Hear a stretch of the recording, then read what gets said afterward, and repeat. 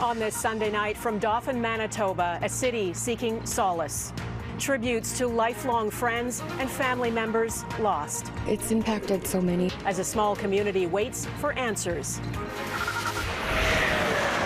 Plus, life on the highway. Every one of us has seen very close calls multiple times a day. The near misses and the trauma of long-haul truckers who drive the Trans-Canada Highway. Breakthrough or breakdown in Beijing. The U.S. Secretary of State kicks off high-stakes talks in China. And the latest blow to budget flights. What WestJet's shuttering of Sunwing could mean for you. And the Silver Sleuth. My father never spoke.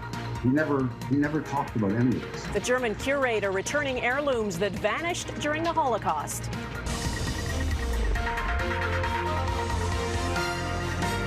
Global National with Donna Friesen.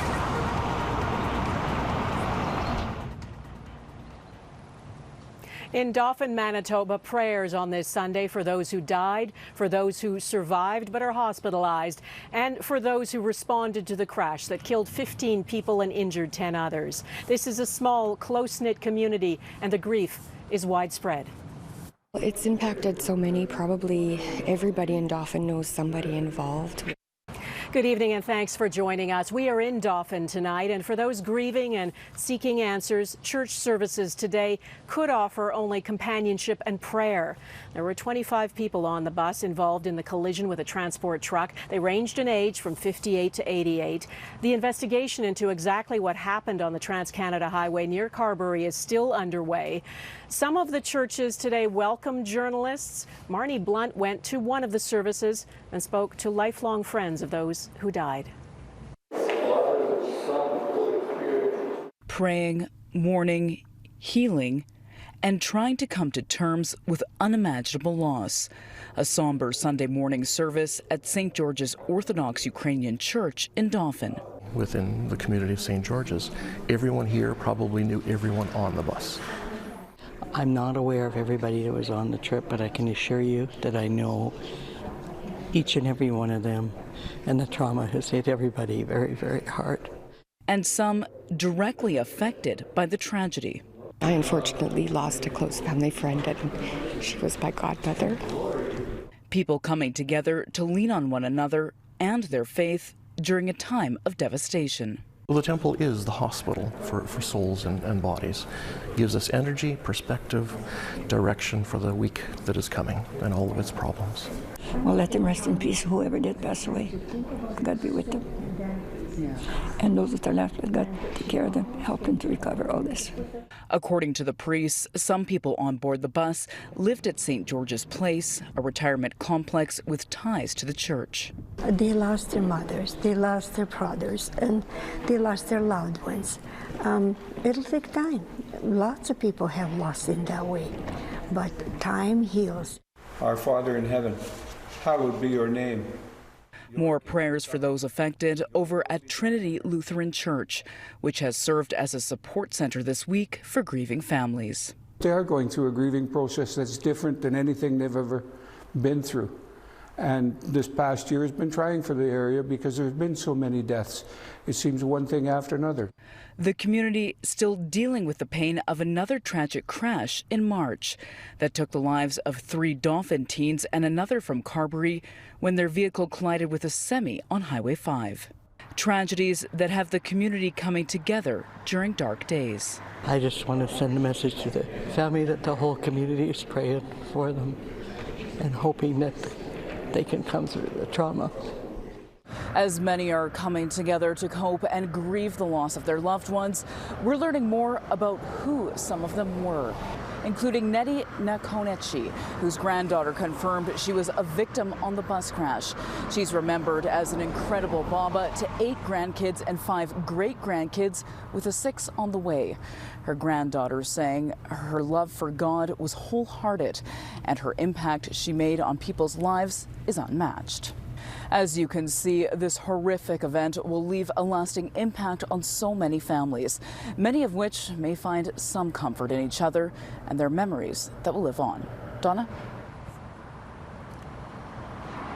All right, Marney Blunt. Thank you, Marney. The police investigation into how the crash happened is still underway. At the intersection where it took place, tire marks are still visible where the bus and the transport truck collided. That intersection on the Trans-Canada Highway has long worried drivers who have to cross it often. Tonight, Mike Drolet looks at the history of accidents and near misses at the spot where so many died last week. Slowly, meticulously, accident reconstruction experts take pictures, measure skid marks, and take a closer look at the horrific scars left on the road and shoulder of the Trans-Canada Highway. Oh my gosh.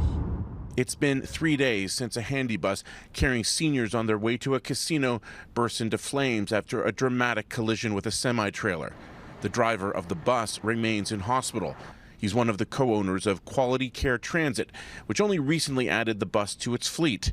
While considered a safe and essential vehicle for giving seniors access to travel, drivers say they're not without their issues. Our vehicle is similar to the vehicle that was in the accident, and there is a definite blind spot in our vision when it comes to the right side of the bus. And we have always taught our drivers to open the doors, just like you would have a school bus or a transit bus open the doors to get better visibility, because there is some blindness on that right side. Drivers and locals are very much aware of the dangers of crossing or merging with the Trans-Canada Highway. It can certainly be a white-knuckle experience, but the statistics support the idea that drivers, specifically at the Carberry intersection, have adapted. With 22 vehicle collisions recorded over the last dozen years, an average of under 2 per year, and before last Thursday's tragedy, there had only been 1 fatality recorded over that period. So is this a highway issue or a mechanical or human failure? Ralph Merrick has thought about those same questions often over the past 7 years. The other fatality at the Carberry intersection was his son-in-law, Christopher Patzer, a 24-year-old with a young daughter. Could never figure out why he would cross that highway without stopping, or not sure exactly who was at fault, but it's always been very puzzling as to how that happened. Merrick was himself a truck driver who thought he'd seen it all, but his son-in-law's accident forever changed him. Ever since then, every time I go by that intersection, I put my four-way flashers on, or if I have a light on the roof, I put that light on. Particularly that particular intersection, because of that. This latest accident was a stark reminder of why he takes safety so seriously. Mike Drolet, Global News, Winnipeg. A support line for grieving families has been set up. The number to call is 204-647-5058, and a support center is being run out of the Dauphin Lutheran Church for those who feel they need it. I'll be back from Manitoba a little bit later. Right now, Farah Nasser is here with the rest of the day's news. Farah. Donna, not good news for air travelers in Canada looking for cheaper alternatives. As we reported yesterday, Sunwing will no longer be a choice. Its new owner, WestJet, will be absorbing Sunwing aircrafts into its existing fleet over the next 2 years. And this is just the latest example of a Canadian airline brand disappearing. Swoop met the same fate just last week. Sean O'Shea is in Toronto with more on what this means for your next trip. For Canadian flyers, especially heading to warm weather destinations in winter, Toronto-based Sunwing is a popular way to get there, but its new owner has confirmed the airline brand is disappearing. The die was cast when WestJet was permitted to acquire Sunwing months ago by the federal government. Sunwing was created 2 decades ago, starting as a tour operator, then acquiring its own planes to meet increasing demand. WestJet will add Sunwing's aircraft to its own fleet. Having several brands to manage is not ideal from a operating perspective. But from a consumer's point of view, there is going to be less choice. The question is going to be, which markets does WestJet decide to reduce services on? The Canadian airline market is dominated by Air Canada and WestJet. Earlier this month, WestJet announced plans to shutter its discount Swoop brand. And with the Sunwing name disappearing, that really leaves just Porter, Air Transat, and ultra-low-cost carriers Flair and Lynx. You're not going to have 3 flights from the 3 carriers going from Toronto to Puerto Vallarta or Toronto Montego Bay on a Saturday morning in January. You're going to have 1, maybe 2.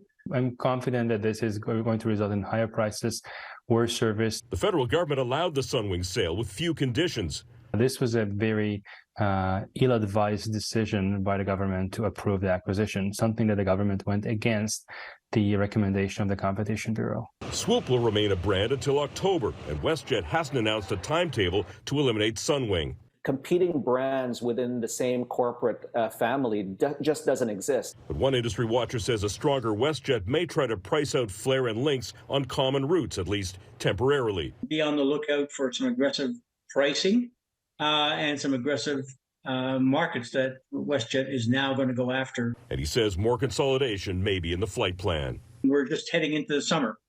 Batten down the hatches. Sean O'Shea, Global News, Toronto. The U.S. Secretary of State begins a high-stakes trip to China. Coming up, the hopes and reality to find common ground in a critical bilateral meeting. New evidence suggests that Russia blew up that huge dam in Ukraine, causing deadly flooding in the war-torn nation's south. According to a New York Times investigation, the dam, which lies in Russian-controlled territory, was destroyed by an explosion in a passageway that runs through its concrete base. The investigation also suggests that Russia would have had access to the dam's designs and known its weaknesses. Since the dam's destruction on June 6, flooding has displaced thousands of people in the region. At least 35 have died. Despite sour relations between China and the U.S., both countries are calling the start of a two-day meeting between their foreign ministers candid and constructive. U.S. Secretary of State Antony Blinken is in Beijing, the first such visit in 5 years. As Redmond Shannon reports, the agenda will mostly involve trying to rebuild some much-needed trust between the two superpowers. Antony Blinken is the first U.S. Secretary of State to visit China in 5 years, a gap caused by COVID-19 but also by icy relations. This meeting with Foreign Minister Qin Gang postponed from February after the shooting down of the alleged Chinese spy balloon. The moment that we are in right now is perhaps the lowest point in bilateral relations since the normalization of the relationship. An era that began in 1979. But in advance of the meeting, Joe Biden seemed eager to play down the damage caused by the balloon incident. I don't think the leadership knew where it was and knew what was in it and knew what was going on. The long list of disputes on the agenda likely includes human rights, spying, the production of fentanyl ingredients, microchip technology, trade sanctions, scientific cooperation, and perhaps most sensitive of all, Taiwan. Here is a perfect example of where clear communication is necessary, because I don't think the Biden administration has any intention of supporting Taiwan independence. Reestablishing channels of communication is absolutely necessary to reduce the risk of miscalculation and crisis. Statements from both sides called the first of 2 days of talks candid and constructive. Presidents Xi and Biden are likely to meet in the coming months at the G20 in India and at the Asia-Pacific Summit in California. This event likely aiming to smooth over some of the large cracks in advance of those dates. So if we can put a period to that era and willing to move forward, that is a major achievement. The U.S. says it expects China's foreign minister to make a reciprocal visit to Washington in the near future. Redmond Shannon, Global News, London. Ahead, stolen silver heirlooms headed back home. The German curator helping a family get back what the Nazis stole from their Montreal father.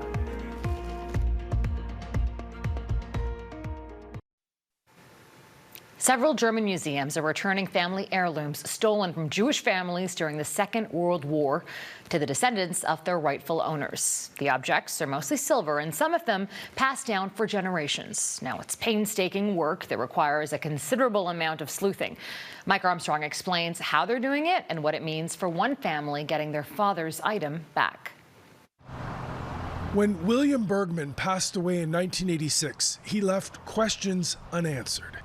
He's buried in Montreal, the city where he raised a family. But that family never knew much about his life growing up Jewish in Nazi Germany. My father never spoke.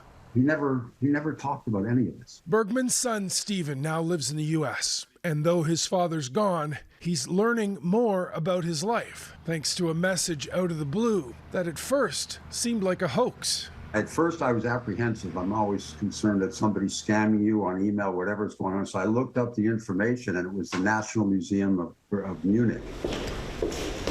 That message came from the office of Matthias Weniger. He runs a program at the Munich Museum with the mission to return silver objects stolen from Jews by the Nazis to their rightful owners. It's really important to try to find the families and, in my view, and give back the objects. Through systematic confiscation. In 1939, the Nazis brought in a so-called silver tax. Jews were forced to surrender jewelry and precious metals to pawn shops. Thousands of items were melted down and turned into gold or silver bars to support Germany's war machine, but some ended up in museums. And might be the spoon your grandmother ate with. They aren't priceless works of art, some are quite simple, but they were once family heirlooms. Weniger's museum had 112 stolen items, and since 2019 has been trying to find their owners. There's been detective work going through pawn shop records and then scouring ancestry sites and social media. This candlestick belonged to a member of my family. Up to now we have been almost always had the right person when we had such a trial, and we almost never failed. It's nothing fancy. Bergman had some emotional moments when he first held the cup sent from the museum. It was seized from his father just before he escaped Germany. It's a Kiddush cup used in blessings to sanctify the Sabbath and Jewish holidays. Bergman's done some research and says it was made in the 1870s and had likely been in his family for decades. Yet he never knew it even existed.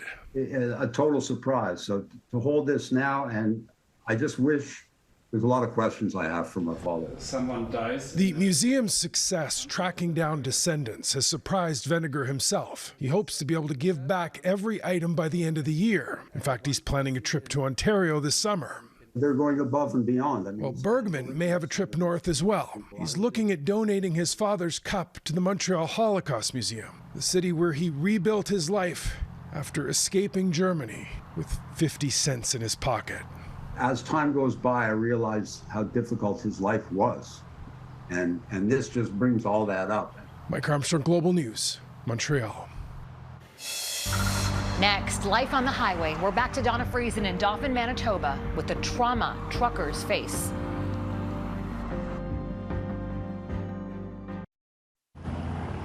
Welcome back to Dauphin, Manitoba. The Trans-Canada Highway is a lifeline across this country. We take it for granted now, but outside of our cities, roads, especially paved ones, were relatively rare until the 20th century.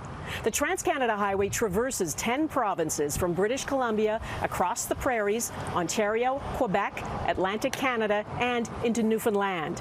Not including the offshoots like the Yellowhead and Highway 17, the main route runs 7,821 kilometers and is the world's 4th longest highway. I know it well because I've driven vast stretches of it, and I grew up on a farm next to it here in Manitoba. Anyone who did knows what life on the highway is like. It is truly the open road. West of Winnipeg, the Trans-Canada Highway stretches across the prairies like a ribbon, offering the possibility of trade and travel.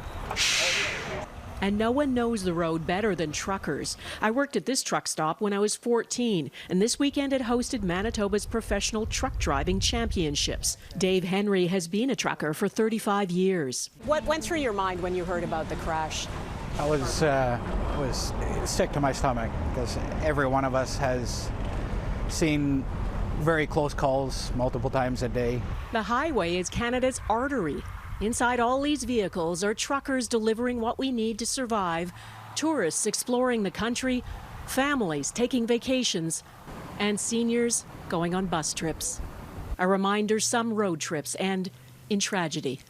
This is where I grew up, on a farm right next to the Trans-Canada Highway. The road only has a stop sign. The farm is actually intersected by the highway. And like so many people here, we crossed it multiple times a day with farm equipment, vehicles, and his kids on the school bus. Anyone who drives it or lives near it knows what it means to cross it. It's not talked about much, but many truck drivers, Dave says, carry a heavy burden. A lot of truck drivers suffer from PTSD. Have you had near misses yourself? I've had more than near misses, yes. I've had accidents. I've had a lot of I've seen too much. One that involved a crash was a car driving up fast beside me, lost control, and wiped out in front of my truck, and it's slippery. I have nowhere to go, and all I see is this girl's face looking at me as she's sliding towards me, and I hit her there.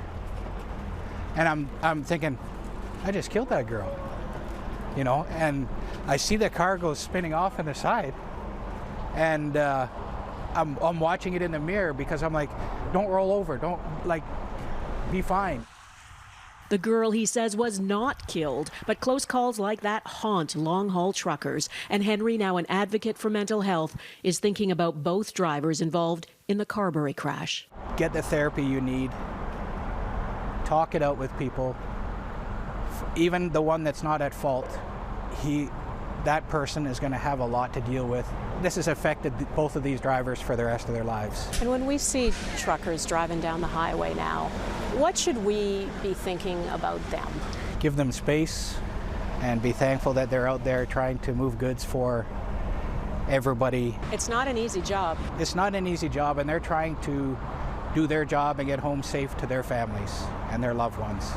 And we're all trying to do that. Something to think about as we take to the open road across this vast country. That is Global National for this Sunday. I'm Donna Friesen. Our thoughts are with those who are grieving and those who are looking for answers. For now, from Dauphin, Manitoba, thanks for watching and have a lovely evening.